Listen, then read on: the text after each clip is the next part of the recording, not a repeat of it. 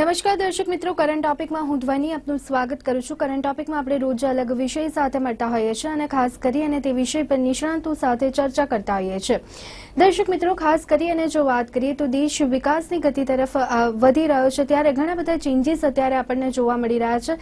જો વાત કરવામાં આવે તો ગુજરાત સરકાર દ્વારા બાંધકામ માટેના જે નિયમો છે એ એક સમાન બનાવી દેવામાં આવ્યા છે, એટલે ખાસ કરીને કહી શકાય કે ગુજરાતમાં હવે કોમન GDCR જોવા મળશે। બાંધકામ માટેના જે નિયમો અલગ અલગ શહેરમાં અલગ અલગ જોવા મળતા હોય છે, એના કારણે ઘણી બધી તકલીફ પડતી હોય છે અને જે પરમિશન પ્રોસેસ રહેતી હોય છે એ પણ ઘણી લાંબી રહેતી હોય છે। તો એમાં ઘણા બધા ફેરફાર કરવામાં આવ્યા છે। તો GDCR શું છે, પહેલા શું હતું અને અત્યારે કેટલા ચેન્જીસ કરવામાં આવ્યા છે, તે તમામ બાબત પર આજે આપણે ચર્ચા કરી રહ્યા છીએ અને આ ચર્ચામાં અત્યારે મારી સાથે છે વિજય શાહ, કે જેઓ Gujarat chamber of commerce and ઇન્ડસ્ટ્રીના ઓનર સેક્રેટરી છે। તો વિજયજી, આપનું મારા સ્ટુડિયોમાં સ્વાગત છે। નમસ્કાર વિજયજી, ગઈકાલે જે પ્રમાણેના આપણને ફેરફાર જોવા મળ્યા, GDCRમાં કેટલાક ફેરફાર આવ્યા છે અને ક્યાંક બાંધકામ માટે સરળ નિયમો બનાવવાની અહીંયા વાત છે। સૌથી પહેલા જો આપણે ડિટેલમાં ચર્ચા કરીએ તો GDCR એટલે શું? GDCR એટલે જનરલ ડેવલપમેન્ટ કંટ્રોલ રેગ્યુલેશન, એટલે કે સામાન્ય રીતે બાંધકામ કરવું હોય, કોઈ પણ નવું બાંધકામ કરવું હોય તો આ નિયમોને આધારે જ, આ નિયમોને ધ્યાને રાખીને જ એની પરમિશન મળે અને એ નિયમો પ્રમાણે જ બાંધકામ થઈ શકે। આ એક જનરલ વાત છે। રાજ્ય સરકારે 7 મહાનગરપાલિકા અને 157 નગરપાલિકા માટે ખૂબ જ આવકારદાયક એવા એક સમાન નિયમો કરી અને ખરેખર એક હિંમતભર્યું પગલું ભર્યું છે, એવું મારે ચોક્કસ કહેવું પડશે।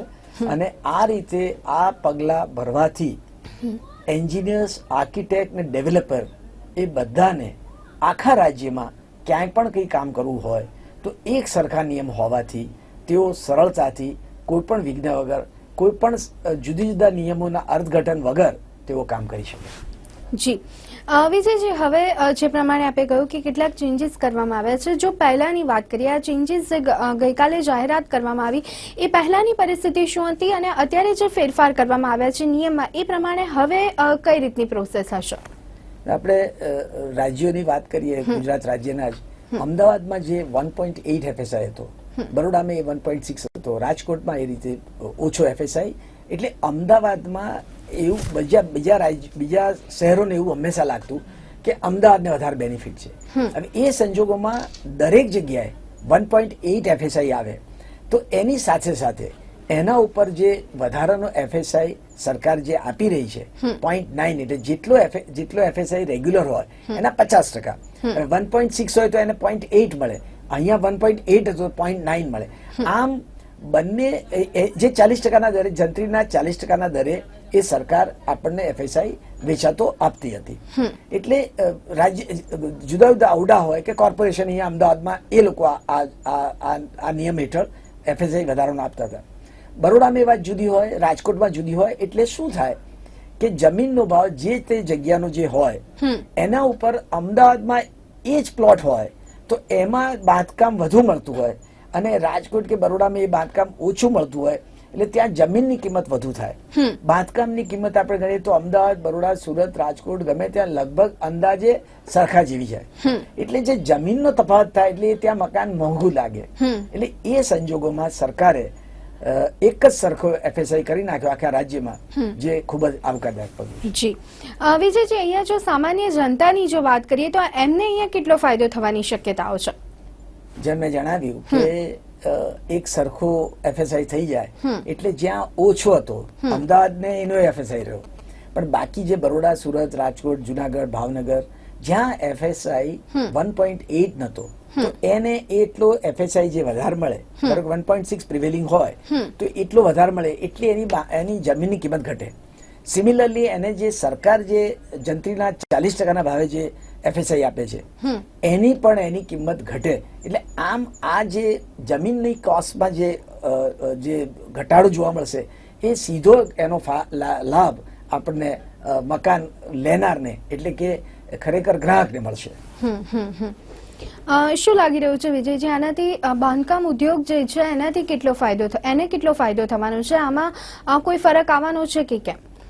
બાંધકામ ઉદ્યોગને તો એમાં એવું છે કે અમારી પાસે રો મટીરિયલમાં ગણીએ તો જમીન છે, કન્સ્ટ્રક્શન, અમે એ બધું મટીરિયલ બહારથી લાઈન કરતા હોય, એટલે અમારી સામાન્ય એક વેપારી તરીકે જે કોસ્ટ પડે એના ઉપર અમારું જે ઇન્કમ ટેક્સ બાકીના ટેક્સ ગણી અને અમે જે નફો લેતા હોઈએ તો એ પ્રોસેસમાં કોઈ ફરક નહીં પડતો. અમને ઓછી કિંમતે અમારું રો મટીરિયલ કે જમીન અને મળે છે તો નેચરલી જે અમારી ટોટલ પ્રોડક્ટ જે ભાવે પડવાની એના ઉપર જે અમારો નોર્મલ માર્જિન હોય એ મૂકીને જ અમે આગળ કરવાના.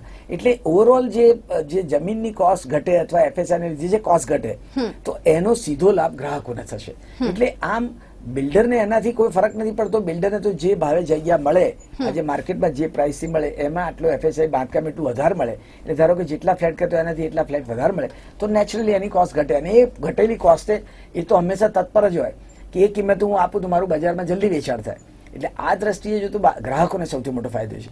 બીજું એ કે તમે અમદાવાદમાં કોઈ બિલ્ડર કામ કરતો હોય પછી બરોડા જાય, સુરત જાય, રાજકોટ જાય તો જુદા જુદા નિયમના લીધે હંમેશા ગૂંચવાયેલું રહે કે અહીંયા અમદાવાદમાં આ મળે છે અહીં કેમ આ નથી, અહીંયા આ મળે છે અહીંયા બરોડામાં મળે છે સુરતમાં કેમ આ નથી.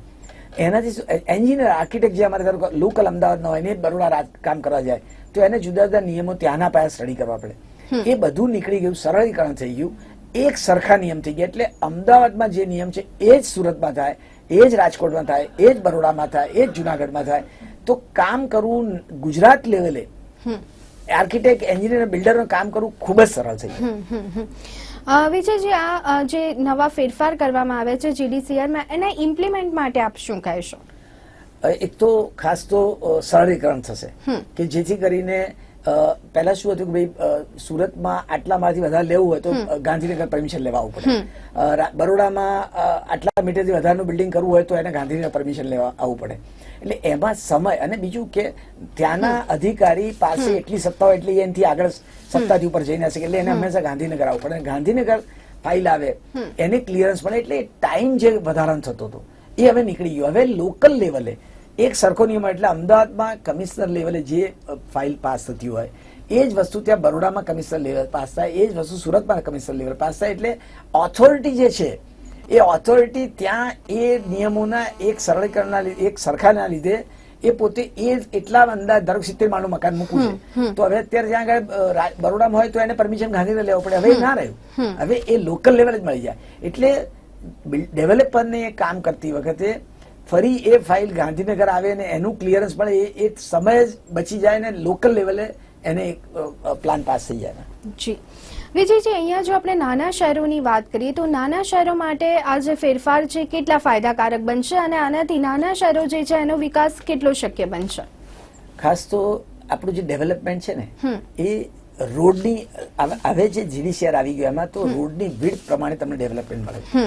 એટલે રોડ નાના હોય તો ત્યાં તમને ગીચતા વધુ થાય અને એ જે ડેન્સિટી વધી જાય એટલે બાકી બધા એનું ઇન્ફ્રાસ્ટ્રક્ચર થી માંડી અને બધા જ એના પ્રોબ્લેમ થાય એ નીકળી જાય. એટલે સરકારે ગુજરાત આપણે અવડાના જે નિયમોને મોડલ ગણી લીધા કે આ નિયમો એટલા સરસ બનાવ્યા છે કે એને જો આપણે આખા રાજ્યમાં ઇમ્પ્લિમેન્ટ કરીએ તો એનાથી શું થાય કે એક તો ગીચતા નાના રોડ 9 મીટરના હોય 12 મીટરના હોય તો એનું ડેવલપમેન્ટ રિસ્ટ્રિક્ટ થઈ જાય, ત્યાં વધારાનું ના મળે. પણ જ્યાં મોટા રોડ છે તો રોડની વિડ્થ પ્રમાણે બિલ્ડિંગની હાઇટ, એની ડેન્સિટી, એનો એફએસઆઈ બધું એને સંલગ્ન મળે. એટલે શું કમર્શિયલ તો કમર્શિયલમાં તમારે મિનિમમ 15 મીટરનો રોડ જોઈએ તો એ સિવાય તમારું કમર્શિયલ ના થાય. એટલે આ બધું સમગ્ર રીતે તમે જુઓ તો એક સરખા નિયમ તો જ્યાં નાના સેન્ટર છે કે એમાં પણ ધારો નાના રોડ પર એકદમ મકાન થઈ જાય અને પછી ગીચતા વધી જાય, પછી ઇન્ફ્રાસ્ટ્રક્ચરના પ્રોબ્લેમ થાય, એ બધા નીકળી ગયા. એટલે શું થાય કે ત્યાં પણ 9 મીટર રોડ તો એમાં રિસ્ટ્રિક્શન આવી જ જાય કે એમાં ડેવલપમેન્ટ નહીં મળે તમને.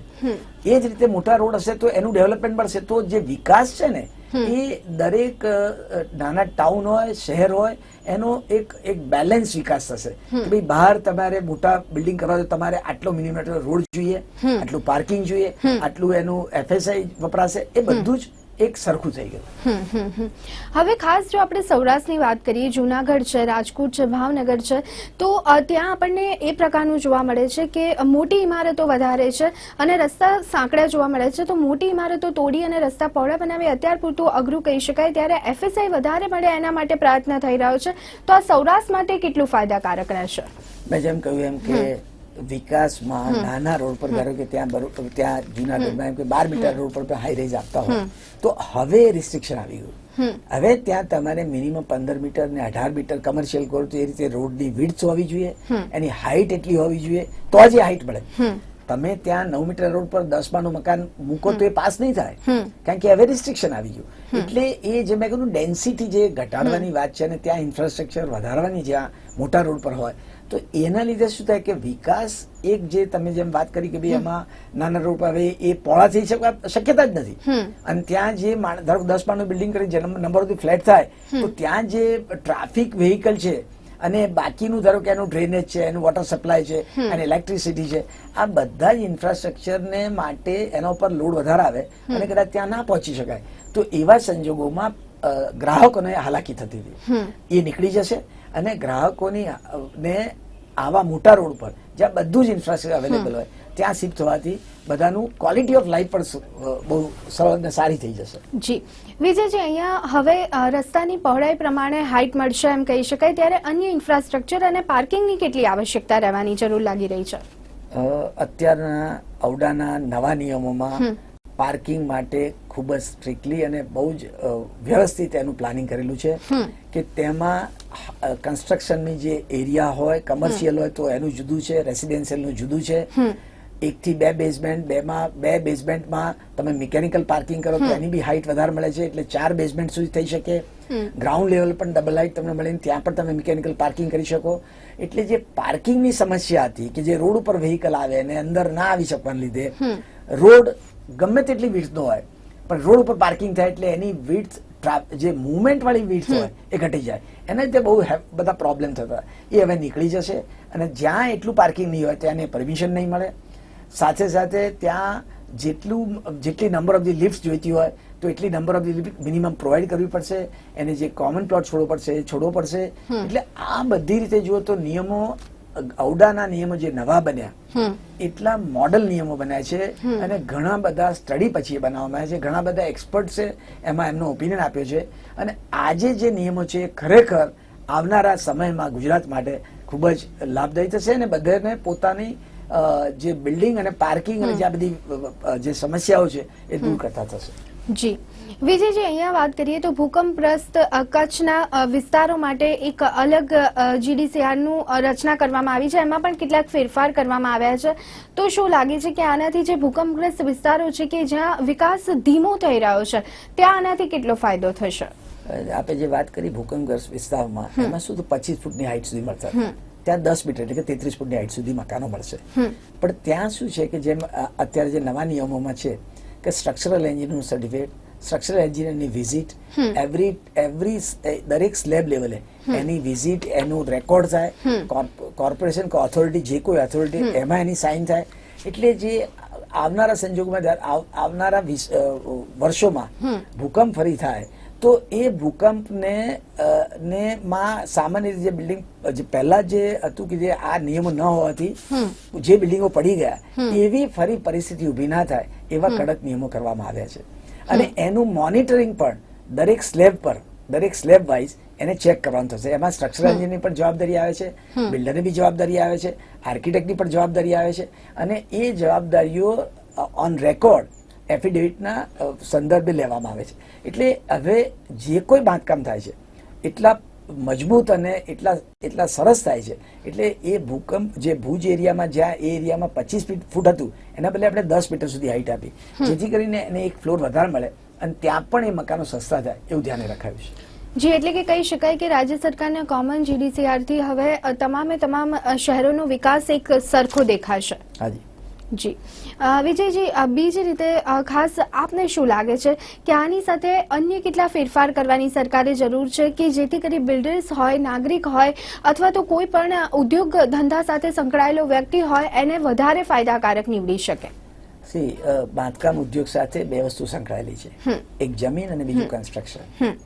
એટલે જુદા જુદા અમારા એસોસિએશનને રજૂઆત સરકારમાં કરેલી જ છે કે પહેલું તો જે એફોર્ડેબલ સેક્ટર છે કે જેમાં રાજ્ય સરકાર અને કેન્દ્ર સરકાર બંને વ્યાજની છૂટછાટ આપેલી છે હાઉસિંગ માટે. ધારો કે કેન્દ્ર સરકારે કહ્યું છે કે 9 લાખ સુધીની લોન લો તો 4% તમને વ્યાજની છૂટ મળશે હાઉસિંગ માટે, 12 લાખની હોય તો 3%, અને રાજ્ય સરકારે 15 લાખની લોન હોય તો એમાં પણ છૂટછાટ આપી છે. પણ એ બધામાં 18 લાખ સુધીની મર્યાદા બાંધી છે. જે ગ્રાહકને આનો લાભ લેવો હોય એની આવક 18 લાખથી વધારે ના હોવી જોઈએ. તો એ સંજોગોમાં એફોર્ડેબલ એના આ સેક્ટરને અમે એફોર્ડેબલ સેક્ટર કહીએ છીએ. તો એફોર્ડેબલ સેક્ટરમાં જે ખાસ તો સ્ટેમ્પ ડ્યુટી છે અને રજીસ્ટ્રેશન ચાર્જીસ છે, એ તમે ગમે તે સાઈઝનું મકાન હોય, ટિકિટ સાઈઝ ગમે તે હોય, પણ બધામાં એક સરખા દર છે. એમાં અમારી રજૂઆત એવી છે કે એ જો દર ઘટાડવામાં આવે, કારણ કે એ ભોગવે છે ગ્રાહક જ, કારણ કે અમે એમને મકાન આપીએ ત્યારે દસ્તાવેજનો ખર્ચો એમના માથે હોય છે. એ સંજોગોમાં જો એમાં ઘટાડો કરવામાં સ્ટેમ્પ ડ્યુટીમાં આવે ફક્ત એફોર્ડેબલ માટે, અને એ જ રીતે એનું રજીસ્ટ્રેશન ચાર્જ ખાલી એક ટોકન રૂપીઝ લઈને 250 રૂપિયા કેવું લઈ અને જો એનું રજીસ્ટ્રેશન કરવામાં આવે તો આ બંને લાભો સીધા ગ્રાહકને મળી જાય છે, કારણ કે આ પૈસા એમણે કાઢવાના છે. એ જ રીતે આ જ સંજોગોમાં એફોર્ડેબલમાં હજુ પણ ધારો કે ટેક્સની છૂટ છે, જેમ અત્યારે કેન્દ્ર સરકારે કહ્યું કે ભાઈ 60 મીટર સુધી મકાનો હોય કાર્પેટ એરિયાના, તો એને તમે એના ઇન્કમ ટેક્સ એના ઉપરની છૂટ મળી જાય છે. એવું એનો બેનિફિટ ગ્રાહકને જવાનો છે. એવી જ રીતે ધારો કે રાજ્ય સરકાર એના પર લાગતા જુદા જુદા વેરા એમાં પણ જો છૂટછાટ આપે તો અલ્ટિમેટલી એ ઘરો ખૂબ જ સસ્તા થાય, અને પ્રધાનમંત્રીશ્રીનું સપનું છે કે 2022 સુધીમાં દરેકને પોતાનું ઘર મળે. એ દિશામાં બહુ મોટું પગલું ગણાશે અને એ દિશામાં ઘણા બધા બિલ્ડરો કામ કરશે. જી વિજયજી, પણ અત્યારે જે રીતે જમીન મકાનોના ભાવ વધી રહ્યા છે, એટલે કહી શકાય કે અત્યારે લોકોનું પોતાનું ઘર બનાવવું એક સપનું બની ગયું છે. ભલે વડાપ્રધાન નરેન્દ્ર મોદી વાત કરતા હોય કે દરેકને ઘર મળવું જોઈએ, પરંતુ અત્યારે સામાન્ય વર્ગના માણસ માટે પણ ઘણી તકલીફવાળી વસ્તુ બની જાય છે. શું લાગે છે કે આનાથી મકાનો વધશે પરંતુ જે ખરીદ શક્તિ છે લોકોની એમાં ફરક આવશે? આપની એ વાત સાથે હું સહમત એટલા માટે નથી કે અત્યારે કેન્દ્ર સરકારે એનું કામ કર્યું કે એફોર્ડેબલ સેક્ટરને ઇન્ફ્રાસ્ટ્રક્ચરનો દરજ્જો આપ્યો, એટલે ટેક્સની બેનિફિટ એને મળી, એટલે રહ્યા નહીં. ઇન્કમ ટેક્સનો બેનિફિટ એટલે અંદાજે 7% જેવો એમાં ફરક પડી શકે. સિમિલરલી એમણે આ 9 લાખ ને 12 લાખ સુધી સબવેન્શન એટલે વ્યાજમાં છૂટ આપી, એનો એટલે અંદાજે અડધા જેવી એની ઈએમઆઈમાં અડધા જેવો ફરક પડી જાય ઇન્ટરેસ્ટમાં. તો આ જે બધા નિયમો કર્યા, તો એ નિયમોથી એવા મકાનો બાંધવા માટે, એવા મકાનોની ખૂબ ડિમાન્ડ છે. મારે કહેવું પડશે કે નેશનલ સર્વે એવું કહે છે કે 90% જરૂરિયાત એફોર્ડેબલ હાઉસિંગની છે. તો એવા હાઉસિંગ એકલી સરકાર બાંધી નહીં શકે, સરકાર સાથે પ્રાઇવેટ બિલ્ડરોએ બાંધવા પડે. સરકાર આ સમજે છે, એના માટે જ એમણે આ લાભો બધા જાહેર કર્યા છે.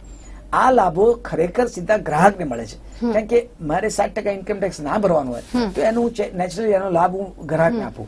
એ જ રીતે જે કોઈ આ જે વ્યાજ છૂટ છે એ સીધી એને મળવાની છે. તો એ સંજોગોમાં એફોર્ડેબલ સેક્ટરમાં ખાસ સરકારે ખૂબ સારું કામ કર્યું છે, અને કેન્દ્રીય સરકાર અને રાજ્ય સરકાર પણ એ જ દિશામાં ચાલી રહી છે. અને પ્રધાનમંત્રીશ્રીનું જે સપનું છે એને સાકાર કરવા માટે આ બધા જ જે ફેરફાર કર્યા છે, અને એનાથી એવા મકાનો વધારે થશે, અને એવા મકાનોની ડિમાન્ડ ખૂબ છે. 90% ડિમાન્ડ એની છે. તો દરેકને પોતાનું ઘર મળી રહે અને સસ્તા, બધા એક ભાડું ભરતો હોય એટલા ભાડાના હપ્તામાં જ એને પોતાના મકાનનો હપ્તો ભરી અને પોતાનું ઘર લઈ શકશે. જી, એટલે કે કહી શકાય કે જે વ્યક્તિને ઘર લેવું છે અને એનું જે સપનું છે એની વધારે નજીક પહોંચી શકશે. અને જે અન્ય રાજ્યો છે કે પહેલા એક અન્યાયની વાત આવતી હતી કે અમદાવાદની કમ્પેરિઝનમાં પાછળ રહ્યા છે, તો એ અહીંયા પૂરું થઈ શકશે. જી, આ સિવાય જો વાત કરીએ તો વિજયજી, અન્ય કેટલા બેનિફિટ થઈ શકે છે લાંબા ગાળાની? જો આપણે વાત કરીએ તો એની લાંબા ગાળાની અસર કેવી હોઈ શકે? ધારો કે અમદાવાદની આપણે વાત કરીએ તો રિંગ રોડ થયો, એની બહાર 1 કિલોમીટર સુધી જેટલા પણ એફોર્ડેબલ હાઉસીસ થશે એ બધાને આનો લાભ થશે. અને આખો 76 કિલોમીટરનો આપણો રિંગ રોડ છે, એની બહાર એટલે 76 સ્ક્વેર કિલોમીટર એરિયામાં એમણે એ એરિયાને એર માર્ક કરી દીધો કે હાઉસિંગ એટલે ખાસ તો એફોર્ડેબલ હાઉસિંગ માટે. તો એ એરિયામાં જે મકાનો થશે એ બધા જ મકાનો તમને એફોર્ડેબલ સેક્ટરના થશે, એટલે 60 મીટર કાર્પેટ એરિયાની અંદરના, એટલે અંદાજે 72 વાર જેવા મકાનો થાય. તો ખરેખર લોકોને એવા મકાનોની જરૂરિયાત છે, અને એવા મકાનો વધુ થવાથી લોકોને જે મકાનની સમસ્યા છે, અને બીજું કે માણસો રિંગ રોડ પર બહાર થયું એટલે જે ડેન્સિટી જે સિટીમાં હતી એ થોડી સ્પ્રેડ થઈને બહાર જાય. હવે ત્યાં પણ ટ્રાન્સપોર્ટેશન સરકાર પોતે વિચારે છે કે જ્યારે આજે એ રોડ ડેવલપ કરતી હોય તો આવનારા સમયમાં એમાં ટ્રાન્સપોર્ટેશનનું એડિશન થશે તો લોકોને દૂર લાગશે નહીં, ને ત્યાં રહેલા માણસને સિટીમાં જોબ કરવા હોય કે કંઈ કામ આવે અથવા એમના દીકરા દીકરી સ્કૂલમાં ભણતા હોય એ બધાને સરળતા ટ્રાન્સપોર્ટેશનના લીધે થઈ જશે. તો મારું ચોક્કસ માનવું છે.